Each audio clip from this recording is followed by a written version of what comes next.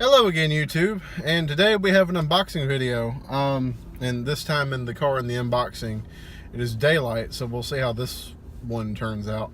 I tried to get like I'm in an abandoned driving facility, actually, down the road from the GameStop that I went to purchase this controller.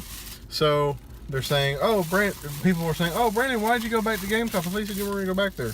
Well, there was an exclusive that they had that I kind of wanted, but you know, you can't buy it anywhere else. I mean, you could buy it technically from eBay, but that's a price hike. I really don't want to deal with that, so I just bought it from GameStop.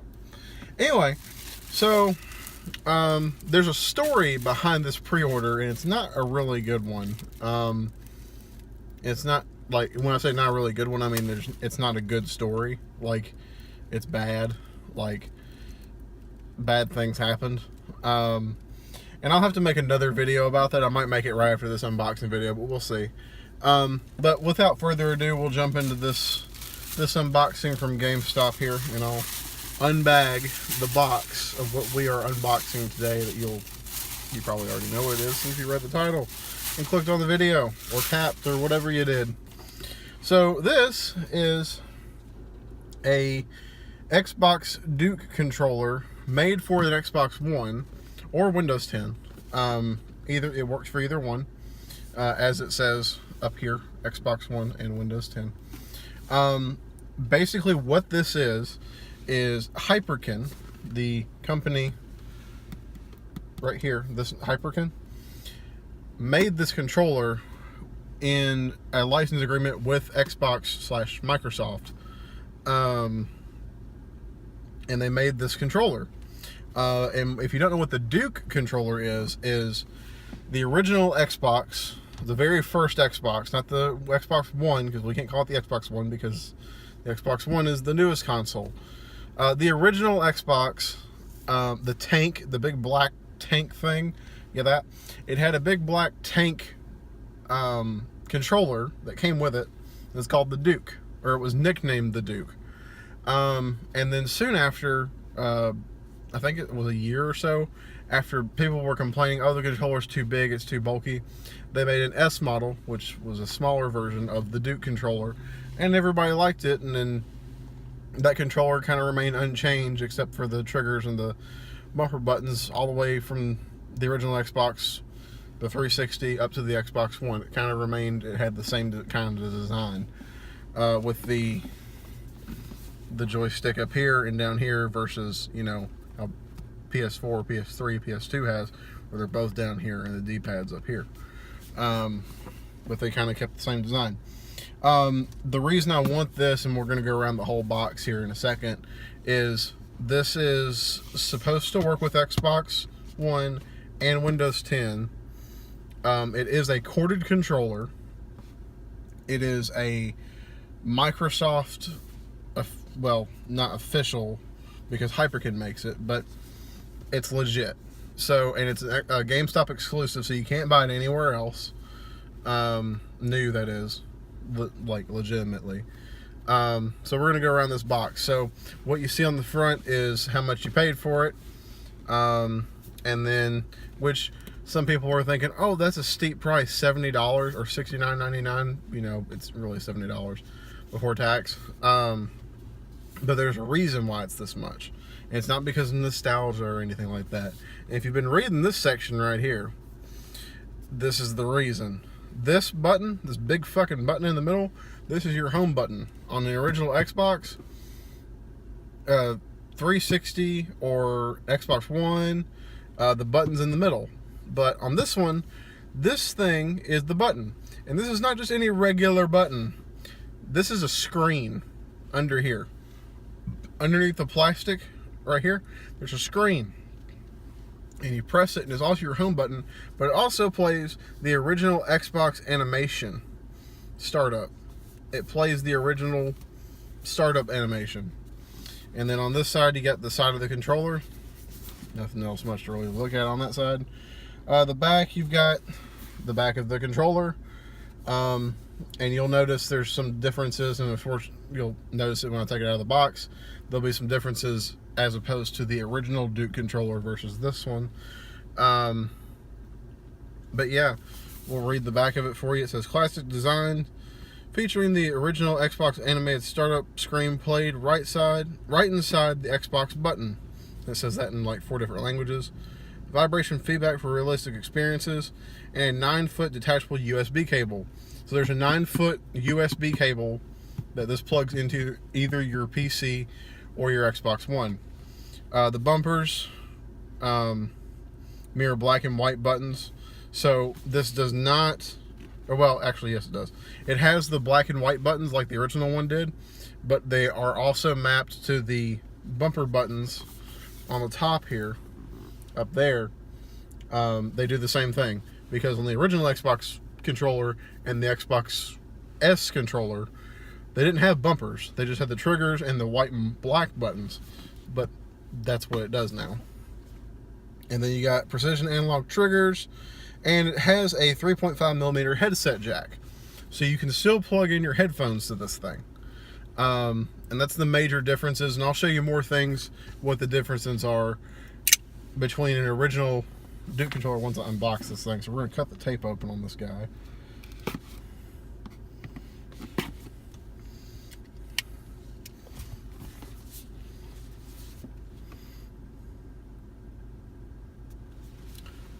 It's got that suction on the box.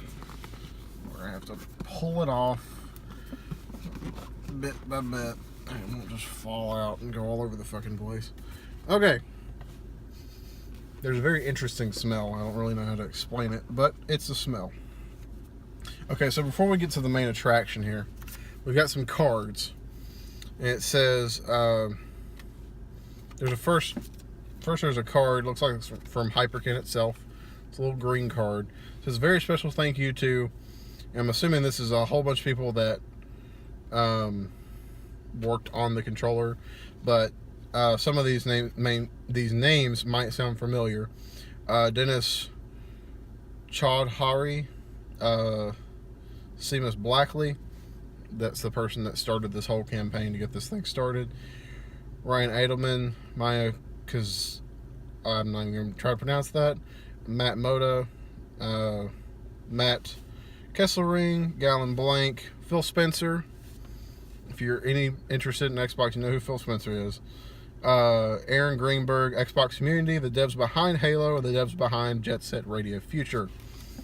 So there's a card. And then you get a little quick start guide here. A little tiny quick start guide. It says, thank you for purchasing the Hyperkin Duke for Xbox One wired controller. For your safety and the safety of others, please carefully read this guide before using your products. Plug the provided micro USB cable into the micro USB port located on the top of the Hyperkin Duke. Plug the other end into your PC or Xbox One. The original Xbox startup animation will play inside the Xbox button. Once it's finished playing, you can play it again by pressing the Xbox button. The Xbox logo will be present as long as the Hyperkin Duke is plugged into an Xbox One or Windows 10 PC. The bumpers LB and RB mirror the function of the black and white buttons. And it says that in 3 different languages. It says it in English, French, and Spanish. So here is the main attraction. Inside the box, you got some foam here protecting it. Keep it in the middle. You got a little screen protector on this guy. And we're going to go ahead and take it out. Ooh, that's a big boy. Okay. So before we get to the controller, and then you get this little thing here, this little package, and then that's it inside the box itself. We'll just toss that over here. And then inside this little baggie is the 9-foot long micro USB to USB 2.0, I believe, cable. So what this is telling me is you can use any micro USB. It could be 20 feet long, 30 feet long, 5 feet long. You can plug this into this controller and it'll work. So that's cool. I didn't expect that. I didn't even know that was going to be a thing, but it is a thing. So there's that. We'll put that back in the bag because we're not going to plug it into anything right now. And this is a big motherfucker. Let me tell you. I've never actually held a Duke controller, but this actually feels good. I actually like this. This feels nice. And it's not, the build quality is really nice too. There's no creaking like the Xbox One controllers have. I'm going to leave the screen protector on here for now, but just imagine it not having it, because I don't want it to get scratched up while it's sitting in the car. But so we're going to take a brief look around the controller here. So you've got your left analog stick, your right analog stick, and if you notice, the left analog stick has a little divot that you put your thumb into. The right one has a smaller one, but it still has one. The middle two buttons here, they have switched out the start and select buttons for the guide button and the share button, I think is what they're calling them. The D-pad is just like the original Xbox controller D-pad. And then you've got your black and white buttons here. You got your A, X, Y, B. Up here, and this is where it starts getting into the really different shit. Other than the screen in the middle, which is a button. The things on the front that are different on this controller already are, this is pressable, and it's a screen. These buttons used to be start, and select. That's about it. And then we'll look at the bottom of the controller. Nothing on here is different except for this little headphone jack. The original Xbox didn't have that. The back here, you've got nothing much on the back is different except for these logos here. It said Xbox and had some coding stuff for that, or licensing for that on the back. And yeah, the top is the most different part of the controller, I think. This grate here did not used to be here. This used to have 2 slots for memory cards. So that's a thing. This little hole right here did not used to be here, because this is where your cord would run from your controller to the Xbox, to a peripheral port that plugged into your Xbox. So this was just straight up wire, like nothing detached.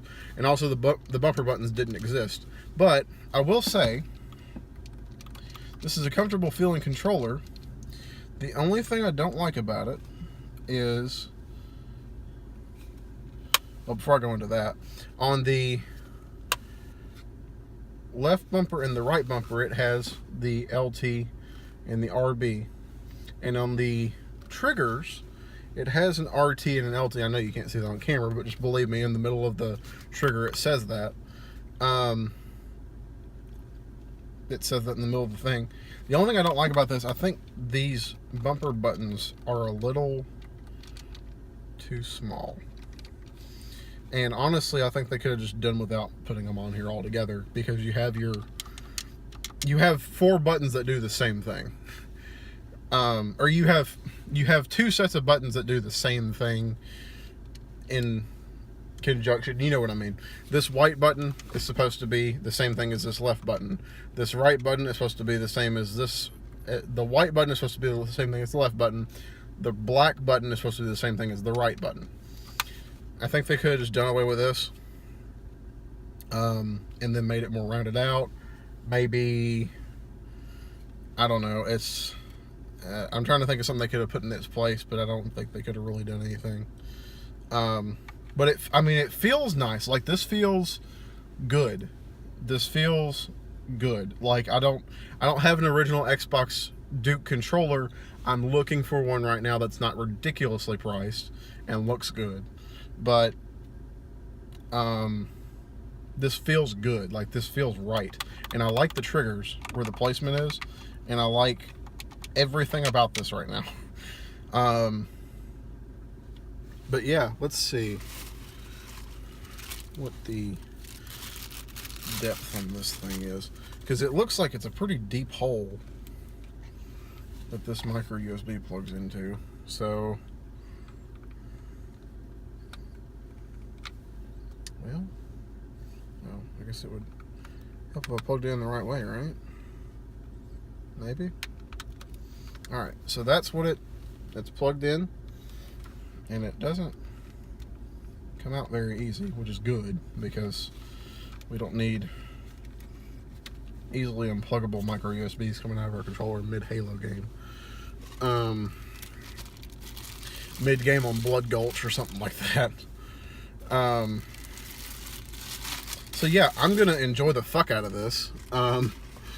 Especially since this is compatible with Xbox One and Windows 10. That means I can use this on anything that has controller support. I can use this on the original Halo Anniversary.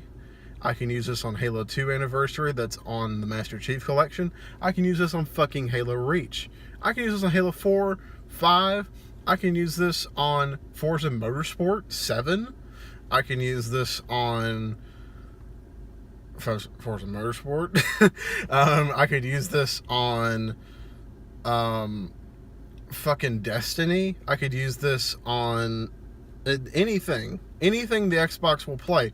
I can use this on anything, and it just feels good. Some people complain that the 360 controller is too bulky. I like it. It's good. The only thing I don't like about it are the bumpers on it, because they feel chintzy and they don't really respond half the time. That's the only reason I don't like them, but they work most of the time. So we're just going to put this back in here, and then we're going to put our little cards back in here, and then we're going to drop our lid back on here. But that is pretty much the unboxing of the Hyperkin Duke wired controller. And there's a limited warranty, it looks like. I didn't show the bottom of this. This is the bottom. Yeah, legal stuff. Oh, and the top, it just says the name and it has the tag. That's it. But yeah, that's pretty much it. I don't know really what else to say about it other than it's a fucking Duke controller in 2018. And yeah, I will probably do another video right after this about the Duke controller experience of trying to get the damn thing, because that was just something else. That was yeah. So until I see you guys next time, bye.